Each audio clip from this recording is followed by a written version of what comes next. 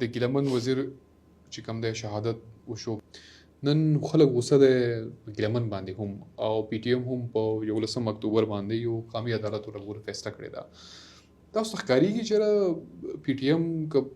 دې قومي عدالت نه به څه ګټې راوړي؟ ول خو د ګیلمن وزیر چې کوم واقعا مخته راغله او ډېر په بېدردۍ سره شهید تللی شولو، نو د عثمان لالا سره چې کومه واقعه شوه، بیا د ګیلمن سره چې کومه شوله، نو د مرګ طریقې واردات بدل تللی شوی دی. زمونږ په علاقه کې یو خبره کېږي، بلکې دا ووهراله اوس خو چې نامعلوم افرادو سړی چې کوم دی وواجو. اوس خلک چې کوم دی معلومو ته فرنټ ته کي او نامعلومو سره شریک شي او دغه شان واقعات مخې ته راشي چې بیا پکې د ګیلمن وزیر غونته کې یو ملت پاله، یو شاعر، یو مبارز چې کوم دی دا ووژل کېږي. خیر په 11 د اکتوبر باندې چې کوم دی فیصله کړې ده، نو دا خو هغوی د قام ته وړاندې کوي چې په 11 د اکتوبر باندې څه کول غواړي یا څه فیصله کېدو والا ده. او بیا هم د پښتنو مسایل دومره ډېر زیات دي او دا دومره جوور مسایل دي چې دا په یو جرګه باندې، په یو ناسته باندې یا په یو احتجاج باندې، په یو پاڅون باندې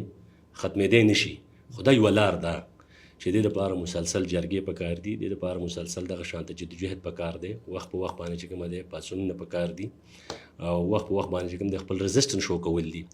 اصلي هدف زمونږ دا دی چې اول خو موږ خپل دشمن چې کوم دی د دنیا ته ایکسپوز کو، او دویم هدف هم دا دی چې خپل قام ته قومي سیاسي شعور ورکو، دا ولس په دې باندې چې کومه دی پوهه کو چې دا ستا سره څه روان دي، دا د سره چا روان کړي، ولې سره روان کړي دي. نو چې دا ولس ته څومره پوهه کوي، نو دا په اتفاق طرف ته راځي. بدقسمتي زمونږ دا ده چې نن موږ چې کوم دی یو بل ته ډېره پیغورجنه لهجه استعمالو په سوشل میډیا باندې، یو بل ته پیغورونه ورکوو چې د هغې ګټه قام ته نشته دی، نه یو ګوند شته، نه یو تحریک ته شته دی. دا وختي شی نه دی چې موږ یو بل ته پیغورونه ورکوو. موږ چې یو بل ته پیغورونه ورکوو، نو په کار دی دا پیغور یو بل له ولې نه ورکوو چې اتفاق ولې نه کوو، د مسلو ته اتفاق ولې نه کوو.